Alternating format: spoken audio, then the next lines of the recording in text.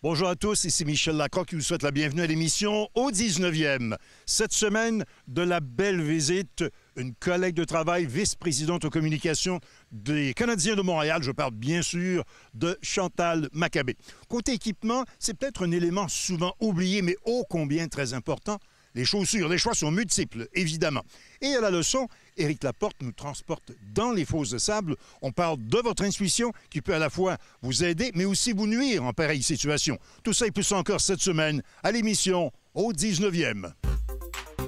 Au 19e, une présentation de RBC au service de votre réussite. En collaboration avec Mulligan Centre du Golf pour un nouvel élan et Accès Physio. Ayez accès à la même qualité de soins à laquelle ont droit les athlètes de haut niveau.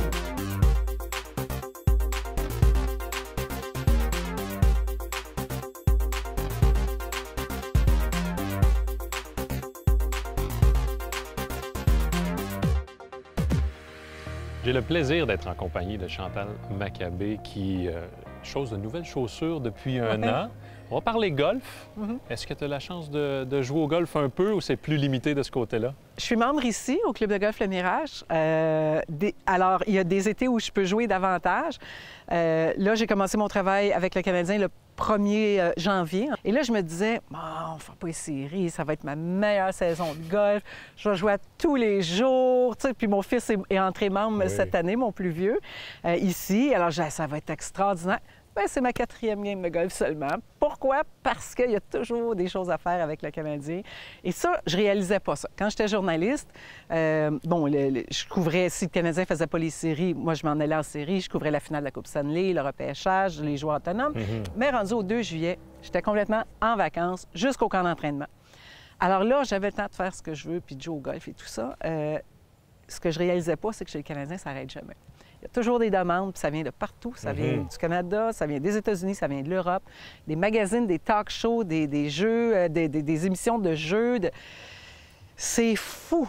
Alors, et c'est plus difficile de rejoindre les joueurs l'été parce qu'eux sont un peu partout, sont en Europe, sont en vacances. Il y en a qui sont restés à Montréal, donc c'est Dieu merci. Ils ont été très sollicités.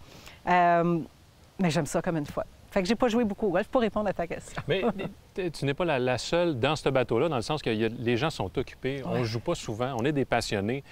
Est-ce que tu as réussi à te dénicher des trucs pour dire, te sortir un peu d'impasse, même si les sensations ne sont pas là où tu le voudrais, c'est-à-dire 20, 30, 40 parties par année, là? Écoute, moi, j'ai appris le golf surtout en le regardant. J'ai déjà eu quelques leçons là, quand j'ai commencé, quand j'avais 20 ans, mais pas assez, très, très peu de leçons. Et là, il y a à peu près un mois, avant de jouer mon premier match, je suis allée voir Debbie Savoie-Morel. Et j'ai dit, Debbie, j'ai besoin d'aide parce qu'il n'y a rien qui ne fonctionne pas. Les fers, les coups de départ, les coups d'approche. Il y a juste le putting où j'ai toujours été pas pire. Et Debbie, elle m'a regardée et elle a dit, OK, on ne corrigera pas toute la même journée. Il va falloir que tu sois patiente. Je te le dis, ta saison est scrap. Parce que j'ai refait ton élan au complet. Et c'est ce que là, on est en train de travailler là-dessus. Refaire au complet l'élan. Il n'y avait rien de bon finalement.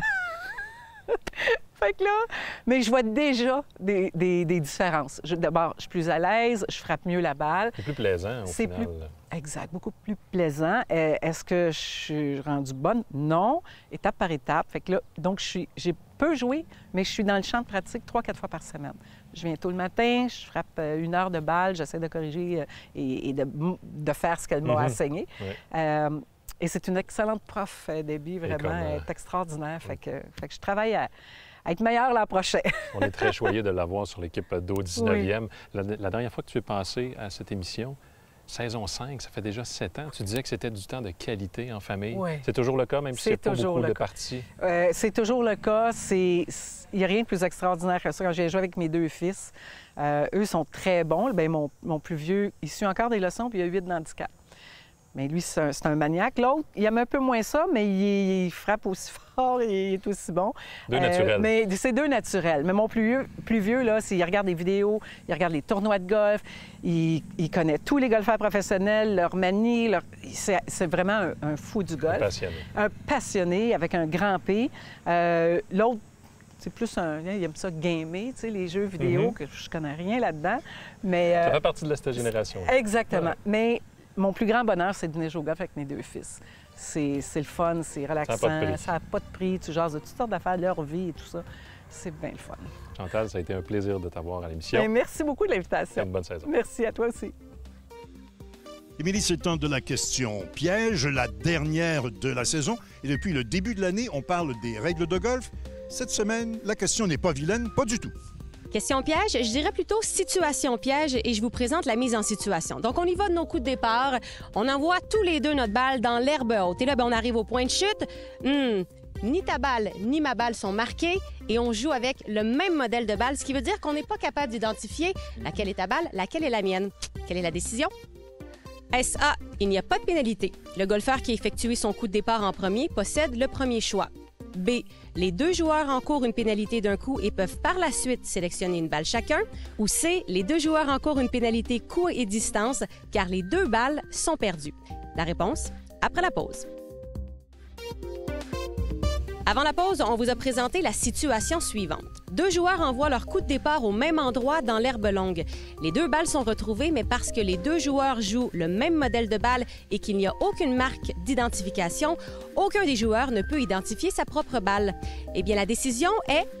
Eh bien, la réponse est C, Michel. Les deux balles sont malheureusement considérées perdues, ce qui veut dire que la pénalité s'applique. Il y a une règle fort simple et c'est pas nécessaire d'être un Picasso ou un Rembrandt.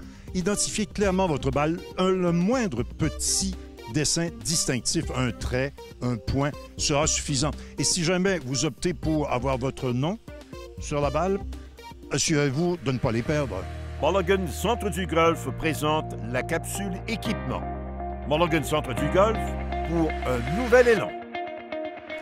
Sans voiturette, un golfeur marche en moyenne entre 7 et 10 km pour compléter 18 trous. Le choix des chaussures est donc aussi important que le choix des bâtons, d'autant plus que les technologies sont développées pour assurer confort, stabilité et légèreté. Il y a même des modèles qui, comme celui-ci, vous permettront de bien paraître sur le parcours, même quand votre balle est dans le lac. Voici nos coups de cœur hommes et femmes pour la saison 2023. So it's really taking the same lightweight approach, but how can we improve traction, how can we improve comfort, and how can we improve stability without making it heavier? So that was really the challenge, and we really relied on data. We used athlete data, some of our top athletes, we use heat map studies to inform design. So that's really where it started. We started with data-driven design, and that really informed traction formation, traction shapes, and the areas where we needed them and areas where we didn't, and that really allowed us to make the most lightweight product that we can. How do you keep the comfort? We worked in Light Strike Pro. The current ZG21 is all Light Strike for the midsole with a little boost in the heel. Now we've worked in Light Strike Pro all the way heel to toe. So you still have the stability of the Light Strike on the perimeter, but you got the Light Strike Pro in the middle. What that means to you as a consumer is if you've worn ZG21 and you like it, you're still gonna like ZG23, but it's gonna be more cushy and more comfortable underfoot. It's also got more stability because of the stability components that we've enhanced in the shoe, and it's got a little bit better traction as well. Again, for you as a golfer out there, the average consumer, you're gonna have great traction, your foot's gonna be secure, it's gonna be very lightweight, and the comfort's gonna be incredible. I think the comfort's probably the #1 thing that we've enhanced, and that's so important to every golfer out there. Ignite is our kind of bread and butter when it comes to our franchises. You know you're going to get the comfort, you know you're going to get the performance, so we wanted to make sure that we're updating our spikeless franchises within Ignite, and we have the brand new Ignite Elevate, updating from a complete overhaul, ground up. So redoing our traction platform where you got that ProForm TPU outsole, but now we have this circular traction pattern, but it provides us with even more lugs, over 150 lugs and over 200% more points of traction on this outsole than our previous spikeless version. So you're getting way more traction, way more performance there. And of course, full length Ignite, so you're getting that all day comfort. You can walk 18, go back out for another 18, get your 36 in and never feel that fatigue. And then, like we talked about, the brand direction, keeping it comfortably bold up top. So very, very clean upper. That looks very fashion forward, so you're very, very clean no matter what you're wearing. But again, staying in performance, so you have that exo shell TPU covered upper, so you're getting that 1-year waterproof warranty, but it also has some other benefits. It makes it super easy to clean, and yeah, keep you comfortable all day long. Continuing with Ignite with our ladies' shoes, of course, you're getting that all-day comfort, but we have brand new Ignite Malibu. So kind of taking some nods from our men's line, but making sure we're making a women's specific shoe. We're not just taking our men's shoe and making it in women's sizes, but this is a women's specific design. So we did a lot of focus groups to make sure that we're making something that ladies would, one, want to wear, and two, performs, because it is, again, a performance shoe. So the Malibu kind of hits the head on all those fronts. First and foremost, we'll start with an OptiFlex tool. So basically, there's an opportunity for a lot of flex on the bottom. You have TPU, and then in the heel, you have a carbon fiber shank, which actually, like, it's sturdy, stability. It's a really nice ride, but you still maintain that flex in the forefoot. Then as far as the EVA goes, it's a dual density story, so the exterior EVA is a little bit more dense, while the Stratofoam, which is our latest technology in EVA, it's a nice, comfortable ride. So it basically is comfort and performance. Then as far as it goes up to the upper, we have this TPU thermoplastic saddle. Essentially, it's providing instep stability, so that wraps your foot and keeps you locked in in the shoe. And then the one main difference that we've kind of moved forward with is, in the past, it was usually an engineered knitted upper, and what we did is supplement that with a TPU film. So that TPU film not only adds more structure, but it's also that it provides the ability of more waterproof and clean surface. So now we can do a white iteration. So real advancement there. And then in terms of the general comfort, we re-engineered the heel, the internal unit, so that there's no seam, and it's just going to be super comfortable all the way around 360.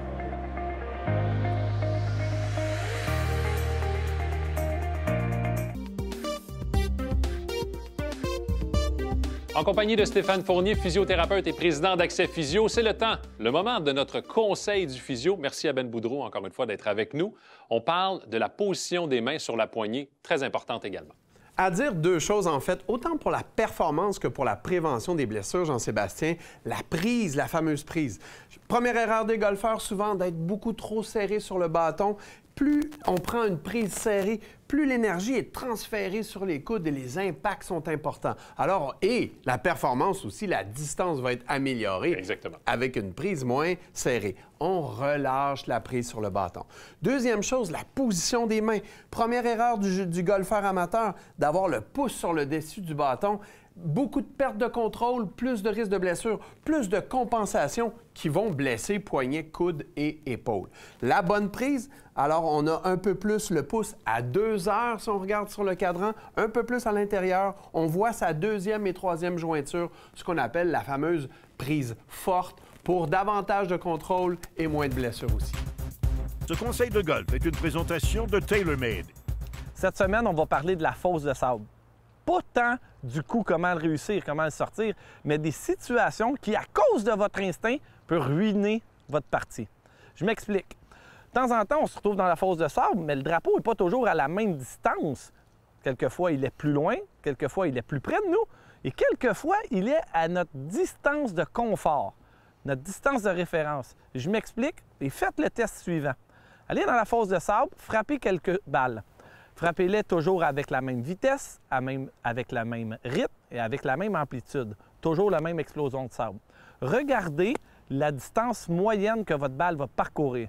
Ça, c'est votre ADN, c'est votre zone de confort, ce coup-là. Pour moi, c'est environ 20 verges. Qu'est-ce qui fait mal aux golfeurs à cause de leur instinct? C'est lorsque le drapeau se retrouve plus loin.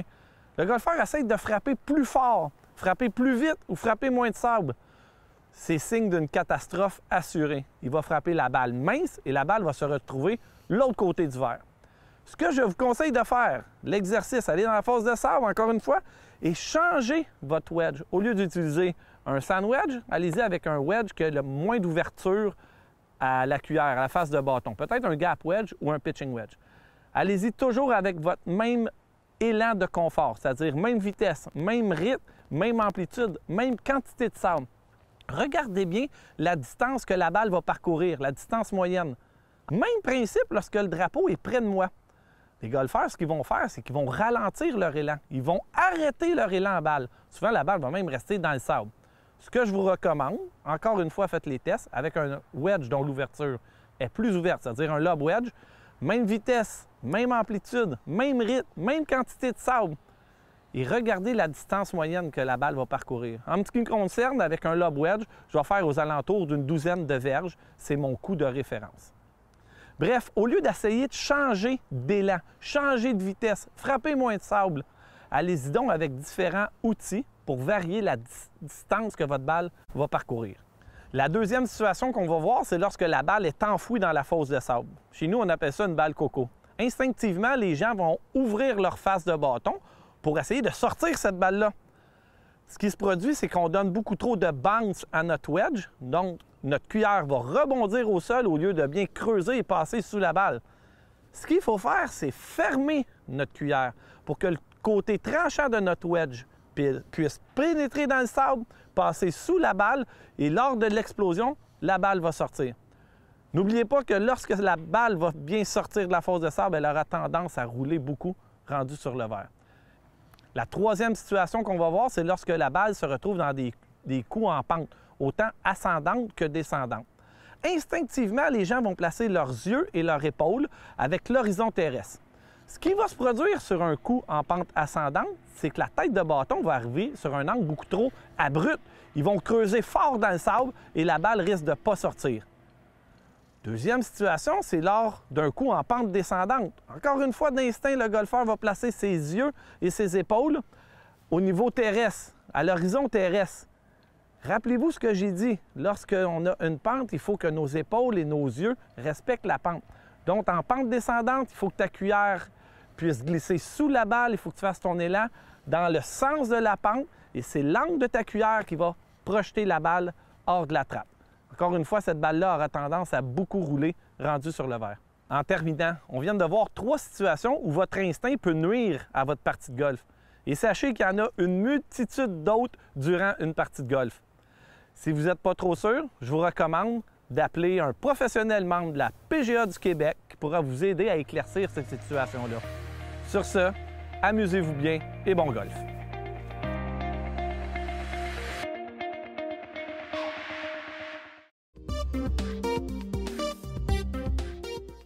On a le bonheur aujourd'hui de recevoir Alain Choquette, oui, le magicien, mais le golfeur. Comment vas-tu, Alain? Ça va bien, merci. Et là, le golf a toujours été une passion pour toi et tu reviens au golf à ce que j'ai entendu dire. Ouais. On en parlait avant d'entrer en onde. Explique-moi un peu, d'abord et avant tout, comment le golf a commencé pour toi? Bien, déjà, moi, je viens de Saint-Adèle, qui est un petit village, et au centre du village, on pratiquait toutes les activités, le hockey, le baseball, le soccer, et on pratiquait du golf. Mon père m'a enseigné... En fait, mon père était golfeur, puis moi, au hockey, j'étais un... Gaucher. J'étais un gaucher naturel, puis mon père m'a dit à ce moment-là, il dit non, il dit, tu vas jouer de l'autre côté. Il dit, c'est un sport de droitier. Alors, mon premier, c'est drôle, étrangement, je joue au golf droitier, puis je joue au hockey gaucher. Et on frappait des balles dans le champ chez nous, et on jouait, il y avait quelques parcours dans les Laurentides, mais où ça a vraiment commencé, c'est lorsque je travaillais dans l'hôtellerie à l'Estérel, et qui avait un super beau parcours de 9 trous qui est devenu 18 trous. Alors, tous les soirs, j'en reste tous les soirs, là, avec Christian Lauzon, Dave Ross, on frappait notre 50, 60 balles. Après ça, on allait jouer à 9, 18 trous tous les soirs. Fait qu'on était métronome, régulier, comme c'était pas possible. Mais juste avoir ta mécanique, t'as ça dans le sang depuis longtemps. C'est parce c'était comme, on frappait, puis j'étais chanceux de jouer avec des pros qui me corrigeaient tout le temps. Mm-hmm. Donc, ma game était vraiment à son maximum à cette époque-là. Là. Et là, malheureusement, blessure. Ouais, grosse blessure. Grosse blessure. Accident de vélo à Avignon, en plein festival, il y a 6-7 ans. En fait, en 2014. Et ce qui est arrivé, c'est que je buvais de la main droite et j'ai dû freiner d'urgence avec un vélo que j'avais loué. Freiner d'urgence avec la main gauche, passer par-dessus le vélo, tomber sur les mains et le coude gauche, les deux ont été fracturés, ce qui n'est pas top pour un magicien. Mais celui-là était complètement débarqué. Alors, il a fallu le réparer. Et pendant 5-6 ans, j'ai eu peur de frapper des balles parce que je me dis, ping, ça va. Et à un moment donné, je suis allé voir le chirurgien, il m'a dit, inquiète pas, c'est solide. Et là, j'ai recommencé à jouer. Mais je me rappelle, le premier tournoi que j'ai fait l'an passé, ici, le même tournoi, et c'était à Vegas, donc quand la balle était correcte, je disais non, je ne frapperai pas, mais je faisais juste comme un peu bunter. Il y a le défi psychologique là, de ne pas vouloir se laisser. Tout à fait. Et là, quelques rencontres par la suite, j'ai repris confiance, puis là, je peux rentrer dedans. Là, et là, est-ce que là, cette saison, tu as la chance de jouer un peu plus? C'est le premier match. Là. Premier match aujourd'hui. Sauf que moi, je m'entraîne beaucoup, donc j'arriverai pas là. Tu sais, j'ai swingé, j'ai fait des swings dans le champ. Je n'ai pas frappé de balle encore, là, mais j'ai quand même laissé aller le bâton dans le jardin. Là, évidemment, la magie, le golf, mon lien instinctivement, la pratique. Tout à fait. Pour maîtriser l'un ou l'autre, est-ce que tu es avare de pratique? Est-ce que tu aimes le champ de pratique? J'adore. J'étais un gros...